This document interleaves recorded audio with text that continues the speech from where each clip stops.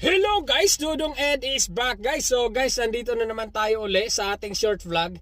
Ang daming nagtatanong guys kung magkano yung professional pay na nabayad ko sa agency before. Okay, so guys, it was 5 years back. Oh, malayo-malayo na rin ang ano natin, di ba? So, that was 2019. 2018 po ako nag-apply sa agency. So, nagsimula po tayo magbayad ng professional pay 2019. So, guys, it was 6,500 US dollar.